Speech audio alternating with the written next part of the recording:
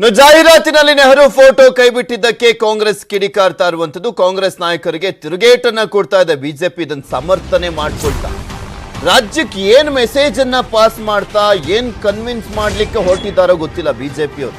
ನೆಹರು ಅವರ ಫೋಟೋವನ್ನ ಕೈಬಿಡುವ ಮುಖಾಂತರ ನೆಹರು ದೇಶ ಇಬ್ಬಾಗ ಮಾಡಿದ್ರು ಅಂತ ಬಿಜೆಪಿ ಟ್ವೀಟ್ ಅನ್ನ ಮಾಡ್ತಾ ಇರುವಂತದ್ದು. ಅಮೃತ ಮಹೋತ್ಸವದ ಹೊತ್ತಲ್ಲಿ ಜೋರಾಗಿದೆ ಟ್ವೀಟ್ ವಾರ್. ಭಾರತ ಪಾಕಿಸ್ತಾನ ಇಬ್ಬಾಗದ ಟೈಮ್ನಲ್ಲಿನ ನೆಹರು ವಿಡಿಯೋವನ್ನ ಹಾಕಿ ರಾಜಕೀಯ ಸಮರಕ್ಕೆ ಕಾರಣ ಆಗ್ತಾ ಇದೆ. ನೆಹರು ಅವರ ವಿಚಾರ ಒಂದ್ ಕಡೆ ಫೋಟೋ ಬಿಟ್ಟಿದ್ದಂಥದ್ದು, ಅದಾದ್ಮೇಲೆ ನೆಹರು ಅವರು ಈ ಒಂದು ದೇಶ ಇಬ್ಬಾಗ ಆಗ್ಲಿಕ್ಕೆ ಕಾರಣ ಅಂತ ಹೇಳಿ ವಿಡಿಯೋವನ್ನ ಹಾಕಿದ್ದಾರೆ. ನೆಹರು ಬಗ್ಗೆ ಮಾತಾಡ್ಲಿಕ್ಕೆ ಬಿಜೆಪಿಗೆ ನೈತಿಕತೆ ಇಲ್ಲ, ಕಾಂಗ್ರೆಸ್ ಪರಂಪರೆ ಅಳಿಸ್ಲಿಕ್ಕೆ ಅಸಾಧ್ಯ ಅಂತ ಕಾಂಗ್ರೆಸ್ನವರು ಕಿಡಿಕಾರ್ತಾ ಇದ್ದಾರೆ. ನೆಹರು ಏನ್ ದೊಡ್ಡ ದೇಶಭಕ್ತ ಅಲ್ಲ, ದೇಶವನ್ನೇ ಇಬ್ಬಾಗ ಮಾಡಿದ್ರು ಅಂತ ಬಿಜೆಪಿ ಟ್ವೀಟ್ ಅನ್ನ ಮಾಡ್ತಾ ಇದೆ. ಎಂತೆಂತ ವಿಚಾರಗಳನ್ನ ಎತ್ಕೊಂಡು ರಾಜಕೀಯ ಲೋನ್ ಕೊಡೋರು ನಿಮ್ಗೆ ಹೆಲ್ಪ್ ಆಗ್ಲಿ ಅಂತ ಕೊಡಲ್ಲ, ಅವರು ಲಾಭ ಮಾಡ್ಕೋಬೇಕು ಅಂತ ಕೊಡ್ತಾರೆ. ಹಾಗಾದ್ರೆ ಒಳ್ಳೆಯವ್ರು ಯಾರು ಕೆಟ್ಟವ್ರು ಯಾರು ಗೊತ್ತಾಗ್ಬೇಕಾ? ಫ್ರೀಡಮ್ ಆಪ್ ಅನ್ನ ಈಗಲೇ ಡೌನ್ಲೋಡ್ ಮಾಡಿ ಮಾಡುವಂತ ಪರಿಸ್ಥಿತಿ ನಿರ್ಮಾಣ ಮಾಡ್ತಾ ಇದ್ದಾರೆ ರಾಜ್ಯದಲ್ಲಿ ಅನ್ನುವಂಥದ್ದನ್ನ ಗಮನಿಸಬಹುದು. ಈ ಸ್ವಾತಂತ್ರ್ಯ ಅಮೃತ ಮಹೋತ್ಸವದ ಸಂದರ್ಭದಲ್ಲೂ ಕೂಡ ರಾಜಕೀಯ ಮಾಡ್ಕೊಂಡು ಕೆಸರಚಾಟವನ್ನ ಮಾಡ್ತಾ ಇದ್ದಾರೆ ಎರಡೂ ಪಕ್ಷದವರು. ಅದಕ್ಕೆ ವಿವಾದ ಆಗ್ಲಿ ಅಂತ ಒಂದ್ ಕಡೆ ಸರ್ಕಾರ, ಇನ್ನೊಂದ್ ಕಡೆ ವಿವಾದ ಆಗಿದೆಯಲ್ಲ ಅನ್ನೋ ಕಾರಣಕ್ಕೋಸ್ಕರ ಆಕ್ರೋಶ ಇನ್ನೊಂದು ಕಾಂಗ್ರೆಸ್ನವರು. ಎಂತೆಂತ ವಿಚಾರಗಳು ಎಲ್ಲಾ ಕಡೆನೂ ಕೂಡ 75 ವರ್ಷ ತುಂಬಿದೆಯಪ್ಪ ಸ್ವಾತಂತ್ರ್ಯ ಬಂದು, ಸೊ ಹೀಗಾಗಿ ಸಂಭ್ರಮ ಮನೆ ಮಾಡಿದೆ. ಹರ್ಘರ್ ತಿರಂಗ ಮನೆ ಮನೆಯಲ್ಲೂ ಕೂಡ ಬಾವುಟ ಹಾರಿಸ್ತಾ ಇದ್ದಾರೆ. ಎಲ್ಲಾ ರಾಷ್ಟ್ರ ಭಕ್ತರಿಗೆ ದೇಶಭಕ್ತರಿಗೆ ನಮನವನ್ನ ಸಲ್ಲಿಸ್ತಾ ಇದ್ದಾರೆ. ಇಂಥ ಸಂದರ್ಭದಲ್ಲಿ ಈ ವಿವಾದವನ್ನ ಹುಟ್ಟಾಕಿದ್ದಾರೆ. ಸರ್ಕಾರದ ಜಾಹೀರಾತಲ್ಲಿ ನೆಹರು ಫೋಟೋ ಹಾಕದ ವಿಚಾರ ಕಾಂಗ್ರೆಸ್ಗೆ ತಿರುಗೇಟನ್ನ ಕೊಡ್ಲಿಕ್ಕೆ ಸಿಎಂ ಬೊಮ್ಮಾಯಿ ಸಿದ್ಧತೆಯಂತೆ. ಇಂದು ರಾಜ್ಯ ಬಿಜೆಪಿಯಿಂದ ಕರಾಳ ದಿನ ಆಚರಣೆಗೆ ಪ್ಲಾನ್ ಅನ್ನ ಮಾಡಿಕೊಳ್ಳಲಾಗ್ತಾ ಇದೆ. ಕರಾಳ ದಿನ ಆಚರಣೆಗೆ ಪ್ಲಾನ್. ಸಂಜೆ 6ಕ್ಕೆ ರಾಜ್ಯ ಬಿಜೆಪಿ ಕಚೇರಿಯಲ್ಲಿ ಕರಾಳ ದಿನ ಕಾರ್ಯಕ್ರಮದಲ್ಲಿ ಭಾಗಿಯಾಗಲಿದ್ದಾರೆ ಬೊಮ್ಮಾಯಿ. ದೇಶ ವಿಭಜನೆ ಸಂದರ್ಭದ ಕುರಿತು ಮಾತನಾಡಲಿದ್ದಾರೆ ಮುಖ್ಯಮಂತ್ರಿ. ಏನ್ ಮಾತನಾಡ್ತಾರೆ ನೋಡ್ಬೇಕು, ಯಾಕೆಂದ್ರೆ ದೇಶ ವಿಭಜನೆ ಆಗಿದ್ದು ಬರೀ ನೆಹರು ಅವರಿಂದ ಒಬ್ಬರಿಂದ ಮಾತ್ರನಾ ಅಂತ ಹೇಳ್ತಾರ ಅನ್ನೋದನ್ನು ಕಾದ್ ನೋಡ್ಬೇಕಾಗಿದೆ. ಈಗ ಪಾಕ್ ಅಸ್ತಿತ್ವಕ್ಕೆ ನೆಹರು ಕಾರಣ ಅಂತ ಬಿಜೆಪಿಯವರು ಈಗ ಆಲ್ರೆಡಿ ಟ್ವೀಟ್ ಅನ್ನ ಮಾಡ್ತಾ ಇದ್ದಾರೆ. ಅವರೊಬ್ಬರಿಂದನೇ ಡಿವೈಡ್ ಆಗ್ಬಿಡ್ತಾ. ಹಾಗಾದ್ರೆ ಕರಾಳ ದಿನ ಈ ಮೂಲಕ ಸ್ವಾತಂತ್ರ್ಯ ನಡಿಗೆಯನ್ನ ನಡೆಸ್ತಾ ಇದೆ ಕಾಂಗ್ರೆಸ್ಗೆ ಟಕ್ಕರ್ ಅಂತೆ.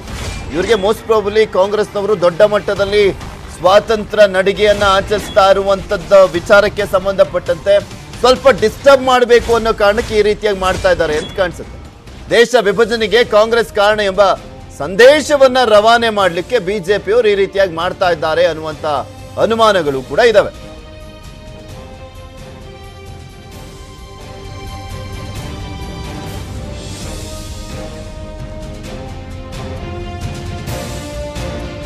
ಅಮೃತ ಮಹೋತ್ಸವದ ಸಂದರ್ಭದಲ್ಲಿ ಫೋಟೋ ವಿಚಾರಕ್ಕೆ ಸಂಬಂಧಪಟ್ಟಂತೆ ಎರಡು ರಾಷ್ಟ್ರೀಯ ಪಕ್ಷಗಳು ಕೆಸರಚಾಟದಲ್ಲಿ ತೊಡಗಿರುವಂತದ್ದು.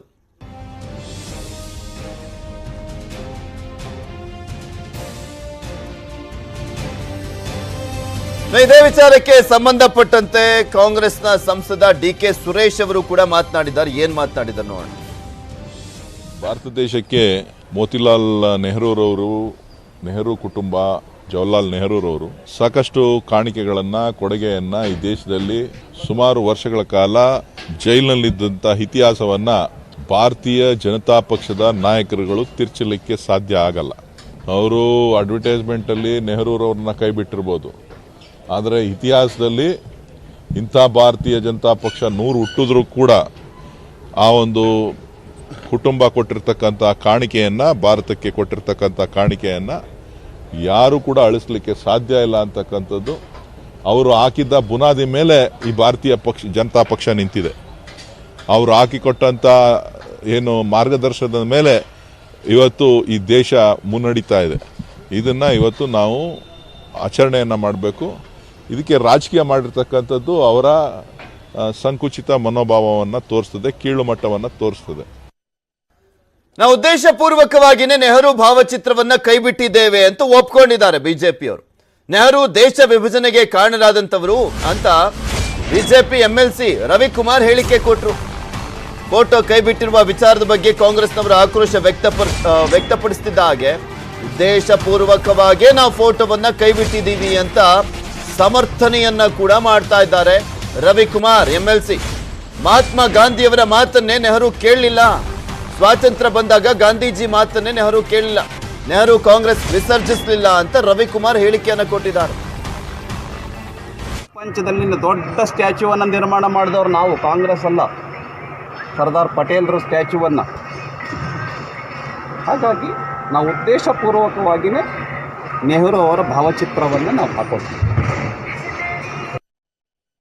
ಈ ಪ್ರಪಂಚ ಇದೇ ವಿಚಾರಕ್ಕೆ ಸಂಬಂಧಪಟ್ಟಂತೆ ಹೆಚ್ಚಿನ ಅಪ್ಡೇಟ್ಸ್ ಅನ್ನ ನೀಡ್ತಾರೆ ನಮ್ಮ ಪ್ರತಿನಿಧಿ ಕೃಷ್ಣ. ನೇರ ಸಂಪರ್ಕದಲ್ಲಿ ಜಾಯ್ನ್ ಆಗ್ತಾ ಇದ್ದಾರೆ. ಕೃಷ್ಣ, ಉದ್ದೇಶಪೂರ್ವಕವಾಗಿ ನೆಹರು ಅವರ ಫೋಟೋವನ್ನ ಕೈ ಬಿಟ್ಟಿದ್ದೇವೆ ಅಂತ ಬಿಜೆಪಿ ಒಪ್ಕೊಳ್ತಾ ಇದೆ.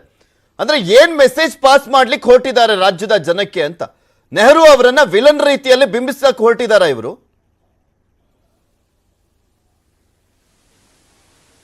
ಖಂಡಿತವಾಗ್ಲೂ ಪೃಥ್ವಿರಾಜ್, ಈಗ ಸ್ವಾತಂತ್ರ್ಯ ಹೋರಾಟಗಾರರಲ್ಲಿ ಯಾರು ಭಾಗಿಯಾಗಿದ್ದಾರೆ, ಯಾರು ಹೋರಾಟವನ್ನು ಮಾಡಿದ್ದಾರೆ, ಅಂತಹ ನಾಯಕರನ್ನ ಸ್ಮರಣೆಯನ್ನು ಮಾಡಬೇಕು, ನಮನವನ್ನು ಸಲ್ಲಿಸಬೇಕು.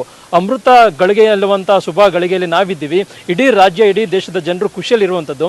ಇಂತಹ ಸಂದರ್ಭದಲ್ಲಿ ಎರಡು ರಾಷ್ಟ್ರೀಯ ಪಕ್ಷಗಳು ಒಂದು ರೀತಿ ತಮ್ಮ ರಾಜಕೀಯ ಬೇಳೆಯನ್ನು ಬೇಯಿಸಿಕೊಳ್ಳುವಂಥ ನಿಟ್ಟಿನಲ್ಲಿ ಒಂದು ರೀತಿ ವಾಕ್ಸಮರ ಮತ್ತು ಕೆಸರಾಚಾಟದಲ್ಲಿ ತೊಡ್ಕೊಂಡಿರುವಂಥದ್ದು. ಒಂದು ಕಡೆಗೆ ಈಗಾಗಲೇ ನೆಹರು ಫೋಟೋವನ್ನು ಕೈ ಬಿಟ್ಟಿರೋದಕ್ಕೆ ದೊಡ್ಡ ಮಟ್ಟದಲ್ಲಿ ಕಾಂಗ್ರೆಸ್ ಆಕ್ರೋಶವನ್ನು ವ್ಯಕ್ತಪಡಿಸ್ತಾ ಇದೆ. ಇದಕ್ಕೆ ಒಂದು ರೀತಿ ಕೌಂಟರ್ ಕೊಡುವಂಥ ನಿಟ್ಟಿನಲ್ಲಿ ಬಿಜೆಪಿ ಕೂಡ ಸಿದ್ಧವಾಗಿರುವಂಥದ್ದು. ಇವತ್ತು ಆಗಸ್ಟ್ 14 ಆಗಿದೆ.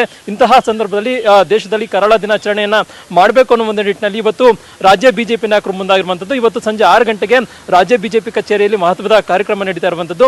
ಆ ಒಂದು ಕಾರ್ಯಕ್ರಮದಲ್ಲಿ ಮುಖ್ಯವಾಗಿ ಅಂದ್ರೆ ಜವಾಹರ್ಲಾಲ್ ನೆಹರು ಅವರ ವಿಚಾರವಾಗಿ ಸಾಕಷ್ಟು ಹಗ್ಗಜಗ್ಗಾಟ ನಡೀತಾ ಇದೆ. ಅವರು ಮಾಡಿರ್ತಕ್ಕಂಥ ಸಾಧನೆ ಅಂದ್ರೆ ಅವರ ಮುಖಾಂತರವಾಗಿಯೇ ದೇಶ ಇಬ್ಬಾಗವಾಯಿತು, ವಿಭಜನೆ ಆಯಿತು. ಈಗ ಪಾಕಿಸ್ತಾನ ಕೂಡ ಅಸ್ತಿತ್ವಕ್ಕೆ ಬಂದಿದೆ ಅನ್ನೋ ಒಂದು ಸಂದೇಶವನ್ನ ರವಾನೆಯನ್ನ ಮಾಡೋದ್ರ ಮೂಲಕವಾಗಿ ಒಂದು ರೀತಿ ಕಾಂಗ್ರೆಸ್ ನಡಿಗೆ ಅನ್ನುವ ಒಂದು ಕಾರ್ಯಕ್ರಮವನ್ನು, ಸ್ವಾತಂತ್ರ್ಯ ನಡಿಗೆ ಅನ್ನೋ ಒಂದು ಕಾರ್ಯಕ್ರಮವನ್ನ ಕಾಂಗ್ರೆಸ್ ಏನವರು ಏನ್ ಮಾಡ್ತಾ ಇದ್ದಾರೆ ಅದಕ್ಕೆ ಒಂದು ರೀತಿ ಟಕ್ಕರನ್ನ ಕೊಡುವಂತ ನಿಟ್ಟಿನಲ್ಲಿ ಇವತ್ತು ರಾಜ್ಯದ ಬಿಜೆಪಿ ನಾಯಕರು ಮುಂದಾಗಿರುವಂತದ್ದು. ನೀವು ಹೇಳ್ದಂಗೆ ಪ್ರಮುಖವಾಗಿ ಜವಾಹರ್ಲಾಲ್ ನೆಹರು ಅವರು ಕೂಡ ಸ್ವಾತಂತ್ರ್ಯ ಹೋರಾಟದಲ್ಲಿ ಪ್ರಮುಖವಾದಂತಹ ನಾಯಕರಾಗಿದ್ದಾರೆ. ಅಂತವರನ್ನು ಕೂಡ ಸ್ಮರಣೆಯನ್ನ ಮಾಡಬೇಕು. ನಾವು ಶಾಲೆ ತರಗತಿಯ ಕೈ ಬಿಟ್ಟಂತ ಸಂದರ್ಭದಲ್ಲಿ ಆ ವ್ಯಕ್ತಿ ದೇಶಕ್ಕೆ ಕೊಟ್ಟಂತಹ ಒಂದು ಕೊಡುಗೆಯನ್ನಾಗ್ಲಿ, ಅವ್ರು ಮಾಡಿದಂತ ಸಾಧನೆಯನ್ನಾಗ್ಲಿ ಅಥವಾ ಅವ್ರು ಮಾಡಿದಂತ ಹೋರಾಟವನ್ನ ಯಾರು ಕೂಡ ಮರೆಮಾಚಲಿಕ್ಕೆ ಸಾಧ್ಯ ಇಲ್ಲ. ಆದ್ರೆ ಎಲ್ಲೋ ಒಂದ್ ಕಡೆ ಇದು ಸಣ್ಣತನ ಅಂತ ಕೂಡ ಅನ್ಸುತ್ತೆ ಮೇಲ್ನೋಟಕ್ಕೆ ನೋಡ್ತಾ ಹೋದಂತ ಸಂದರ್ಭದಲ್ಲಿ. ದೇಶ, ರಾಜ್ಯ 75ನೇ ಸ್ವಾತಂತ್ರ್ಯದ ಸಂಭ್ರಮದಲ್ಲಿ ಅಮೃತ ಮಹೋತ್ಸವವನ್ನು ಆಚರಿಸುವಂತ ಸಂದರ್ಭದಲ್ಲಿ ಇದೆಲ್ಲೋ ಒಂದ್ ಕಡೆ ಬಸವರಾಜ ಬೊಮ್ಮಾಯಿ ಅವರು ಈಗ ಉತ್ತರವನ್ನ ಕೊಡಬೇಕಾಗತ್ತೆ. ಇಷ್ಟೆಲ್ಲ ಆಕ್ರೋಶ ವ್ಯಕ್ತವಾದ್ಮೇಲೆ ಯಾಕೆ ಸೈಲೆಂಟ್ ಆಗಿದಾರಂತೆ ಬೊಮ್ಮಾಯಿ ಅವರು? ಖಂಡಿತವಾಗ್ಲೂ ಪೃಥ್ವಿರಾಜ್, ಈಗ ಅದಕ್ಕೆ ಸಂಬಂಧಪಟ್ಟಂತೆ ಮುಖ್ಯಮಂತ್ರಿಗಳು ಇವತ್ತು ಅದಕ್ಕೋಸ್ಕರನೇ ಕಾರ್ಯಕ್ರಮದಲ್ಲಿ ಮಾತಾಡೋದಕ್ಕೆ ಮುಂದಾಗಿರುವಂಥದ್ದು. ಏನೇ ಇದ್ರೂ ಕೂಡ ಇದೀಗ ಇವರಿಬ್ಬರು ಅಗ್ಗಜಗ್ಗಾಟ ತೊಡಗೊಂಡಿರುವಂಥದ್ದು ಸಾರ್ವಜನಿಕ ವಲಯದಲ್ಲೂ ಕೂಡ ಆಕ್ರೋಶಕ್ಕೆ ಕಾರಣವಾಗಿದೆ. ನೀವು ಹೇಳಿದಂಗೆ ಎಲ್ಲರೂ ಕೂಡ ಖುಷಿಯಲ್ಲಿರುವಂತಹ ಸಂದರ್ಭದಲ್ಲಿ ಈ ರೀತಿಗೆ ರಾಜಕೀಯವಾದಂಥ ವೈಮನಸ್ಸನ್ನ ರಾಜ್ಯದ ಜನರಲ್ಲಿ ಬಿತ್ತಿಸುವಂಥ ಒಂದು ಕೆಲಸವನ್ನ ಕಾಂಗ್ರೆಸ್ ಆಗಿರ್ಬೋದು, ಬಿಜೆಪಿ ನಾಯಕರುಗಳು ಮಾಡ್ತಿದ್ದಾರೆ. ಈಗ ಮುಖ್ಯವಾಗಿ ಮುಖ್ಯಮಂತ್ರಿಗಳು ಕೂಡ ರಾಜ್ಯದ ಮುಖ್ಯಮಂತ್ರಿಗಳಾದಂಥ ಬಸವರಾಜ ಬೊಮ್ಮಾಯಿ ಅವರು ಒಂದು ರೀತಿ ಸ್ಪಷ್ಟವಾದಂತಹ ಸಂದೇಶವನ್ನ ಈ ಒಂದು ಗೊಂದಲಕ್ಕೆ ಎಳೆಯುವಂಥ ನಿಟ್ಟಿನಲ್ಲಿ ಕೊಡಬೇಕಾಗತ್ತೆ.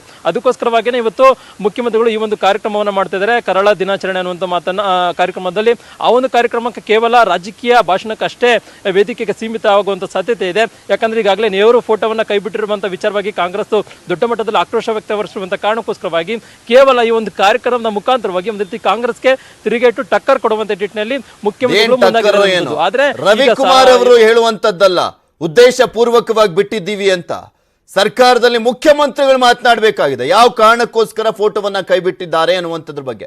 ಥ್ಯಾಂಕ್ ಯು ಕೃಷ್ಣ, ನಿಮ್ಮೆಲ್ಲ ಡೀಟೇಲ್ಸ್ಗಾಗಿ.